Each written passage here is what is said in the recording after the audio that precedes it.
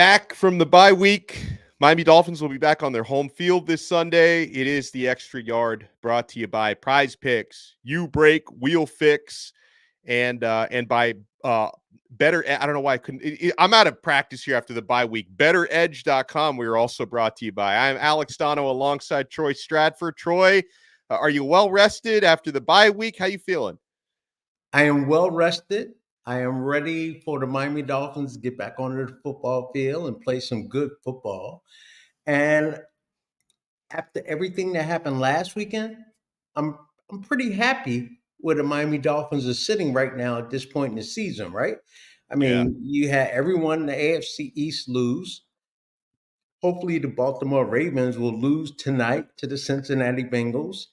I think everything is kind of lining up for the Miami Dolphins. Miami Dolphins, they're also getting healthier at this point in the season, and you don't see that with a lot of teams. A lot of teams are going in the opposite direction where, they're suffering injuries. So the Miami Dolphins, and you got to give credit to the head coach, McDaniel, as well as everyone around him, of how they manage the health of their players. So the Miami Dolphins right now are looking pretty good.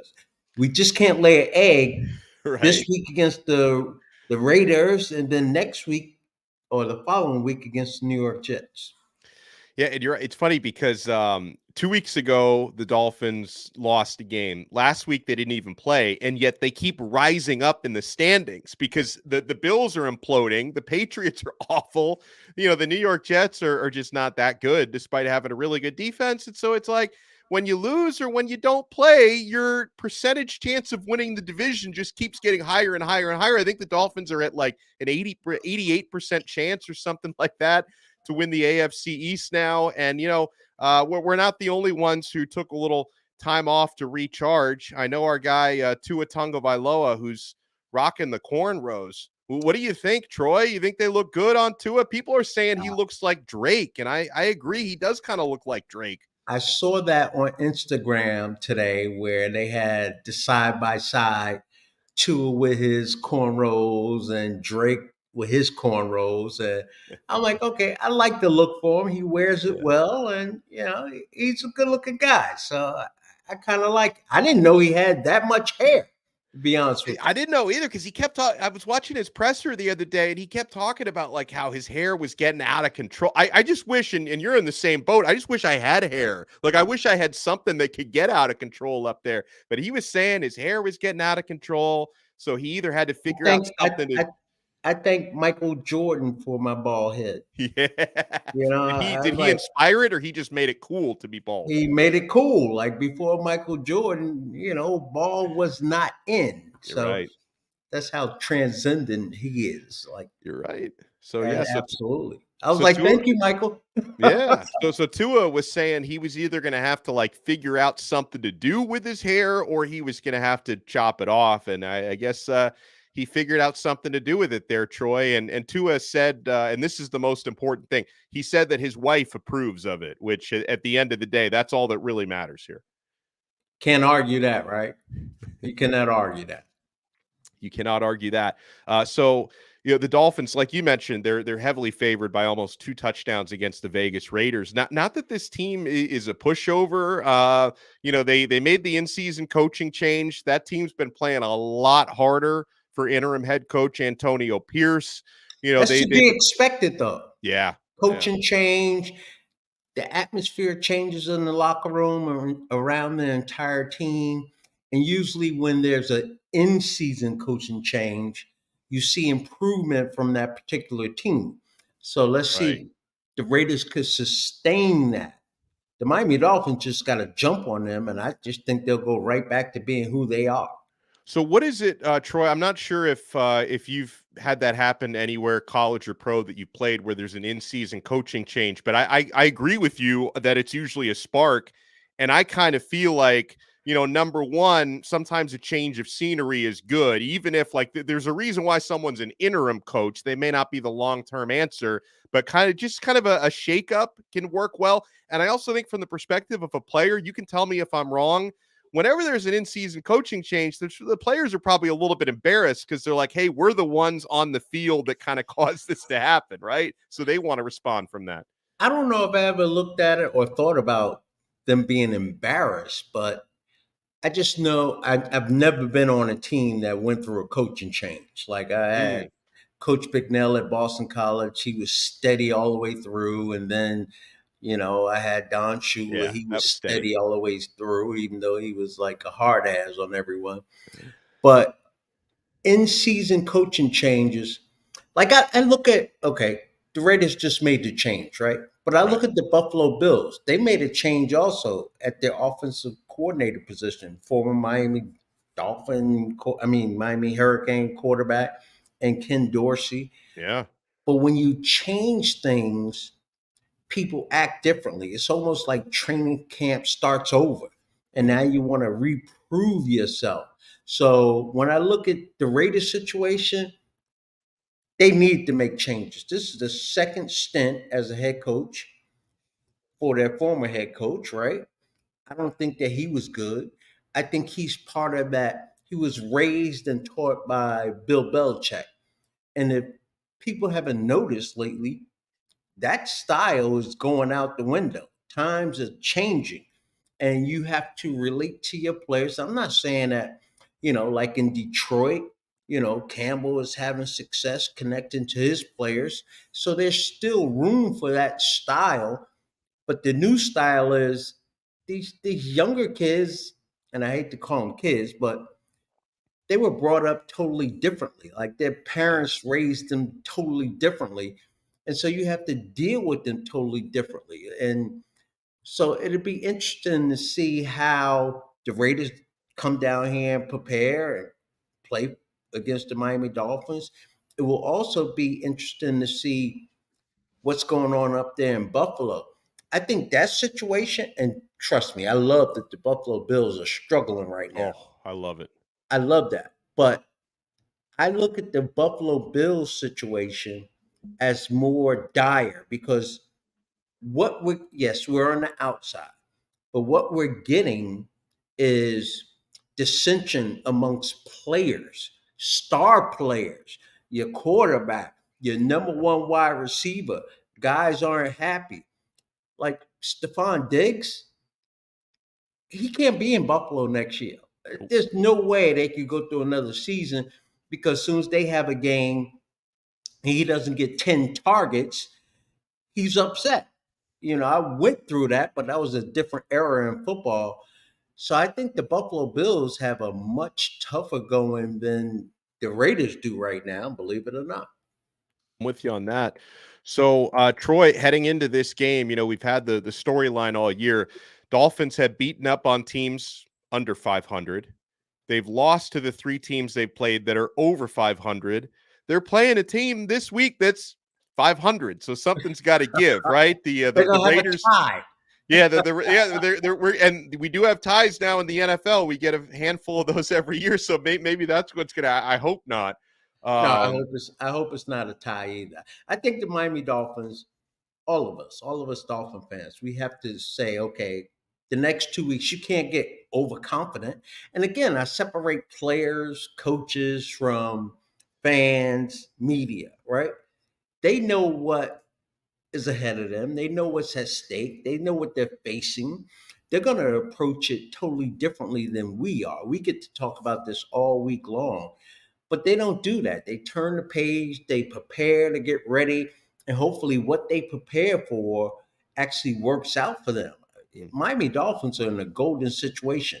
They have a 2-game lead now on the Buffalo Bills. There's no way that they could slip up and lose two teams, let's face it, that are not on paper, even on the field, that are not as good as them or better than them. They can't have turnovers on offense, and they'll be all right if they protect the football, don't turn it over, and they play some solid defense. The Miami Dolphins should come out of the next 2 weeks, and I'm not one that talks 2 weeks in advance. right. I'm sitting here saying now, Miami Dolphins got the Raiders and they got the Jets. Those are two teams. The Jets can't score a touchdown. The Raiders just changed their coach. Things are not good for those two organizations. So for the Miami Dolphins, who are as stable as any team in the National Football League right now, they just got to go out there and handle business. Yeah, and I think probably the most important matchup in this game is going to be the Dolphins' offensive line against the Raiders' defensive front. One of the top sackers in the NFL, Max Crosby, is going to be lined up there for Las Vegas. He's got 9.5 sacks on the season, and you know why I really put an emphasis on this matchup, Troy, is that you notice the trend in the 3 games the Dolphins have lost. Tua has been sacked 3 or more times. That's not the only reason why they lost those Say that games. one more time. In the 3 games the Dolphins have lost this year, Tua has been sacked 3 or more times in those games. So, Interesting. yeah, so I'm not saying that's the only reason they lost those games, but it is a pattern. When they've protected Right. Tua, that offense is in a rhythm. They're completely unstoppable. So that's going to be something to look at. The Dolphins' offensive line has been they've been banged up, and we're not expecting Robert Hunt to play in this game. Hopefully, we did see Teron Armstead come back last time out, so hopefully he's closer to 100% because you're going to have to slow down that pass rush. I trust Miami's defense to do their job, going up against a rookie quarterback, and we see the way this defense is starting to peak now after Jalen Ramsey gets added to the fold a few weeks back. This defense looks like they're molding in one of the better groups in the NFL. But for me, Dolphins offensively, you hope you can get consistency from the pass protection. I think the key for the next 2 weeks for the Miami Dolphins is exactly that. It's that Yeah. offensive line. Can they protect Tua? They've done a tremendous job all season long. Tua has played into that as well because he's not that I'm going to hold on to it and make this play that I was the last couple of years with the Miami Dolphins. I'm going to have that Dan Marino mentality, which is I'm going to throw it in the ground, save the play, and line up and beat you on the very next play. So, yeah, I think the key for the Miami Dolphins definitely the offensive line the next 2 weeks. I'm also curious to see how, because if we go back to when they lost to Kansas City, there was a big miscue, which really you could say cost the Miami Dolphins the game, and that Yep. was the fumble by Tyreek that went back for 6 points for the Kansas City Chiefs. Other than that, the Miami Dolphins gave up what? The defense gave up 10 points in that game. Yep.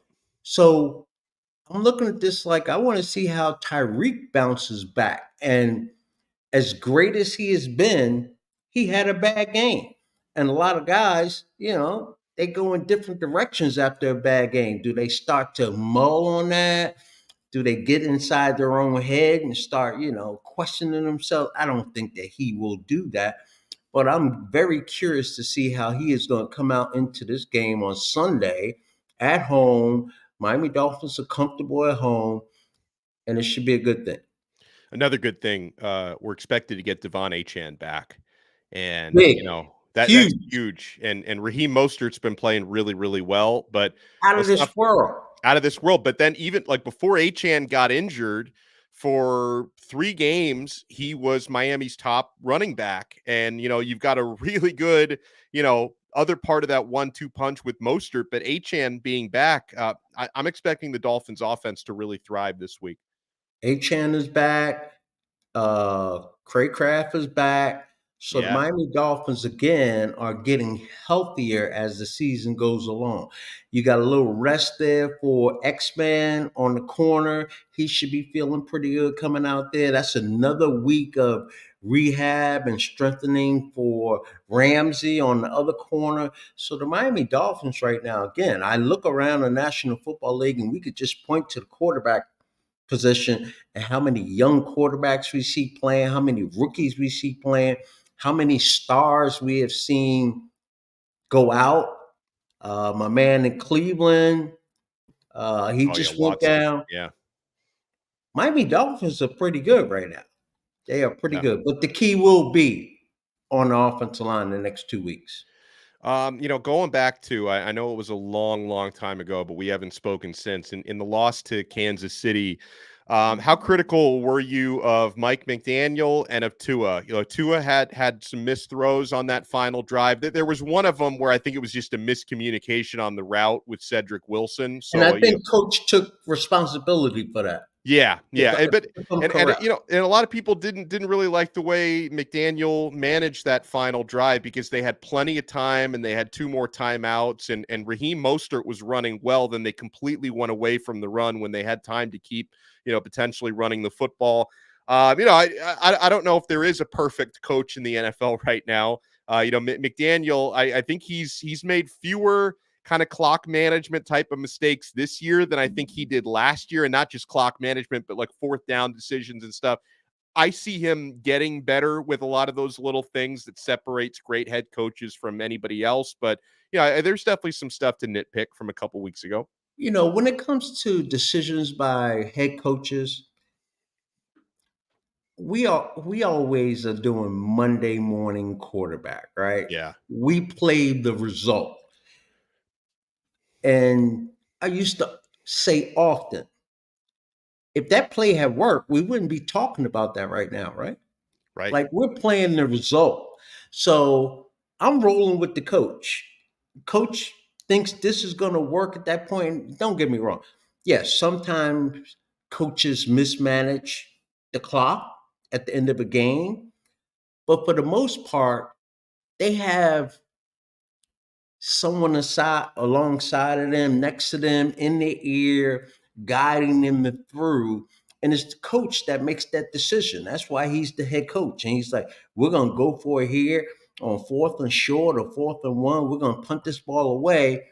Uh I I'm just a big execution guy. Miami Dolphins have to come down no matter what play they call or what play is called. They have to go out there and execute that. And then the other thing I used to always say is, you know, there are 11 guys on the other side of the football that get paid big money just as much as the Miami Dolphins get paid, and they're professional athletes, and they're going to win sometime. So, like, I watch a game totally differently than most people. Like, I have some friends that come over and watch. I didn't see it that way. I don't see it that way. I don't see it that way. What about this? What about that? You're playing the result. If the Miami Dolphins go for it on fourth and one and they get it in that situation, the next day we're going to be sitting there talking about how big of a decision that was that the Miami Dolphins went for it on fourth and one and they converted and got the first down. Now we're happy about that play. But if they fail on that play, now we're sitting here saying, oh, they should have punted the ball or whatever it is. So I'm a little different when it comes to like watching the game like that. I think that's an awesome point. So the Miami Dolphins, keeping in mind they haven't won in their homes, they haven't lost in their home stadium this year, I should say. Their three losses were in Germany, in Philadelphia, and in Buffalo. And despite the fact that the Raiders have turned things around a bit, they've at least righted the ship under Antonio Pierce. They're 5-5 on the year. Dolphins are favored by 12.5 points in this game, Troy. Woo. If you wanted to bet the money line on the Dolphins, you're looking at minus 820, which means you got to bet $820 to win $100 back. And I want to encourage you guys, if you do want to wager on this game, do it with our partners, betteredge.com. At Better Edge, there's no juice on it because you're not playing against the house. You're playing against other people. It's a social platform. Whatever bet you make, there's a real human being on the other end of that. So there's not like you're not having to lay, $120 to win $100, nothing like that. It's just you against another person. BETTOR edge.com. Use our code 5reasons. And if you're looking for another way to have fun and maybe make some money during the game, whether it be Thursday night football tonight or the Dolphins on Sunday, I highly recommend Prize Picks. PrizePicks.com and the Prize Picks mobile app. When you sign up today at Prize Picks, if you haven't signed up already, I don't know what you're waiting for. Today's as good a time as any to sign up. It's completely legal.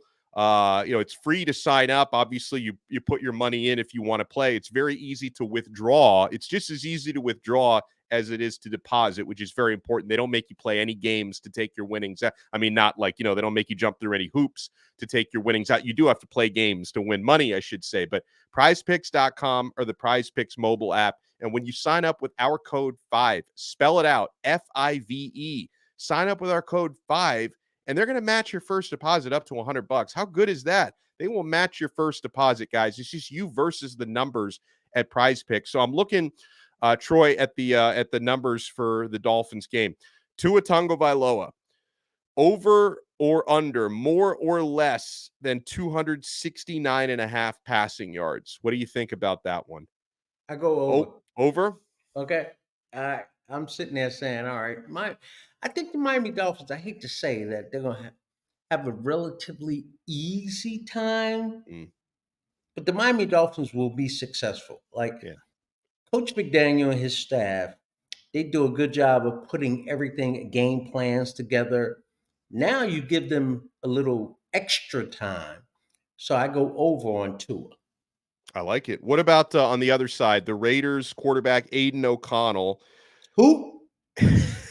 Aiden O'Connell, Who? more or less than 198.5 yards. I'm going less. Like, obviously I could see, my he can manage games pretty well. Miami's gonna have to watch out for Josh Jacobs on the ground. I don't Yes. think O'Connell's gonna tear him up through the air. So I would go less than 198.5. No, and I say that because the pass rush of the Miami Dolphins is getting better and better. It has an impact in games. And then that secondary is getting healthier and Yeah. healthier. I don't think it's going to be an easy go for their quarterback this weekend. No, I don't think so either. Let me see for Thursday Night Football tonight. Again, we're looking at Prize Picks. I got the Prize Picks mobile app open right now. You select 2 to 6 players, predict if more or less on their stat projections, and you're winning real money. You can win up to 25 times your money. A couple clicks, you win 25x. You can turn $10 into $250. So it's going to be a great matchup overall tonight, including the quarterback matchup between the Ravens and the Bengals. So I'm Two looking great at, quarterbacks, right? Joe I, Cool. I'm guessing. I haven't looked at it yet. I'm Oh, yeah, give me a guessing guess. that Burrow has the higher number passing yards to Correct. reach. He has a larger number. Of course, Lamar is going to have the higher rushing numbers, but I, this is my first Thursday night game this weekend or this year that I'm looking forward to watching. Like Same here. some of them have been duds, so I'm Yeah. looking forward to watching that game tonight. And you were correct, by the way. So if you go by rushing yards, Lamar Jackson is more or less than 48.5, where Burrow is more or less than 13. But then if you go by passing yards, for Burrow, more or less than 259.5, whereas Lamar Jackson is more or less than 227.5. This is a tough one. I don't know. I could see both of them going even under those passing totals I was tonight. thinking the same thing. Yeah. I was like, they both may go under Yeah. in this game here. It might be one of those slugfests, you know? I really Yeah. don't know. I'm just going to enjoy this game here tonight. I want to pull up to answer this question that I have on the screen from Cap. Let me pull up the Dolphins December schedule, because you guys see here Cap for life. And thank you for tuning in. Thank you for using the live chat. He says, Troy, with a healthy defense coming back, do we need to worry about 5 games in December? So in December, the Dolphins are at Washington, home Yes. against Tennessee. I think that's a Monday night game. Home against the New York Jets, Yes. at the home against the Dallas Cowboys, and Yes. at the Baltimore Ravens. It's a lot of Yes. that's some tough games that month. Those are tough games. I look at Buffalo Bills remaining games. I look at like the Cowboys remaining games, Eagles, Dolphins. It's going to be a slugfest. You got Yeah, to play this thing all the way through. And I remind people, 1 week has nothing, absolutely nothing to do with the next week. You just have to prepare and get ready to play again. So that's how I see it. but I like where the Miami Dolphins are right now. Let me ask you Imagine if the 'cause Miami Dolphins yeah, lost 2 games in a row. What we'll be saying about the Miami Dolphins, yeah, right? yeah.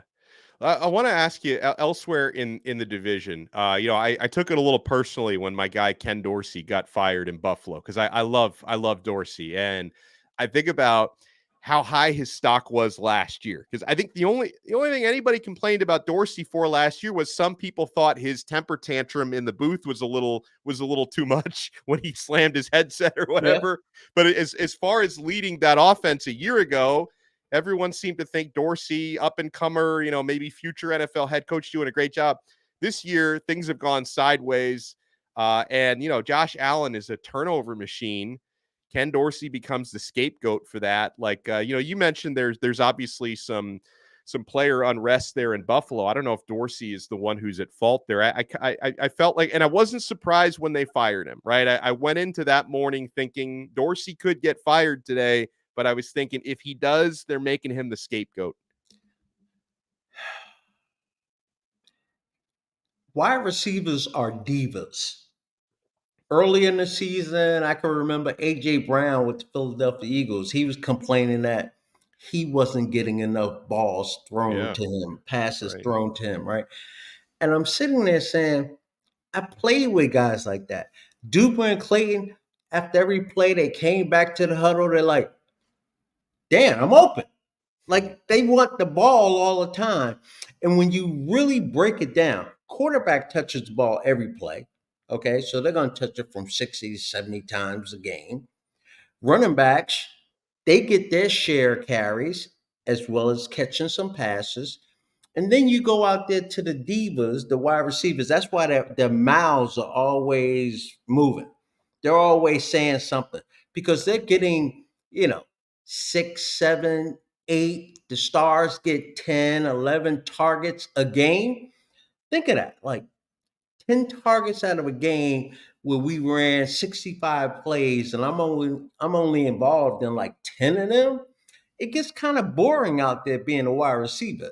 That's why when they make the big plays and big splash, they're gonna let you know about it. But that's Yeah, just how it is, that's a right? great point. I think you've explained something I've never fully understood why Oh, that's such a diva position. oh my goodness. Like the the two cockiest positions on a football team are wide receivers one, DBs two. Yeah, and they go up against each other, And so they go go up figure. against each other. Yeah, And they have yeah, to have that mentality. They have to have it to yeah, play those positions. So when you are a star wide receiver, and don't make no mistake about it. They all read the stats.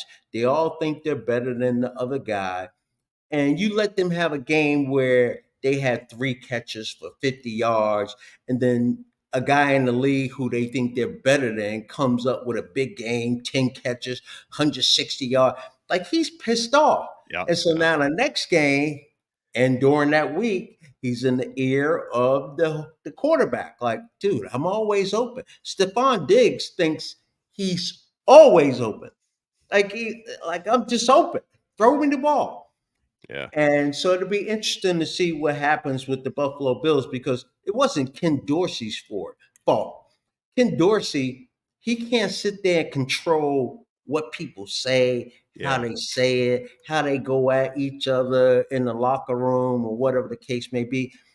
But make no mistake about this. The problem, just to get on the Buffalo Bills a little bit here again, the problem is their defense. They suffer so many injuries on their defensive side of the ball, they can't overcome the mistakes that the offense has been making because the Buffalo Bills offense has made those mistakes over the years. I can remember last year going into the playoff game, I'm sitting there saying, I think that we could come up with, a couple turnovers against the Buffalo Bills because that's how their offense has always gone. That's right. But if you don't have the defense to put a wall up and get that ball back and stop that team from going down, you're in trouble. And right now, that's what the Buffalo Bills are facing. I like our guy Alex M. Is he's not too happy with the state of the Dolphins' offensive line. Crazy to think we still need help on O line. I bought 2 houses and still no O line. Decades. All I want for Christmas is more than 3 seconds for Tua to pass.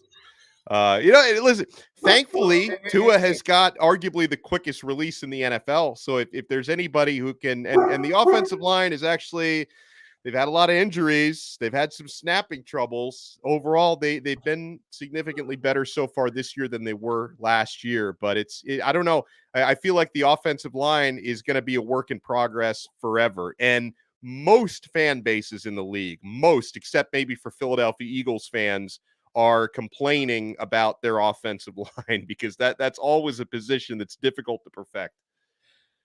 I just think it's a three-tier thing that's going on with the Miami Dolphins, right? You have the play call, what's going on. Everyone's on the same page. If you have a breakdown on the offensive line, Tua is playing so smart. Where again, I'll repeat myself. I'll throw it in the ground. If we got to punt the ball, we'll punt it.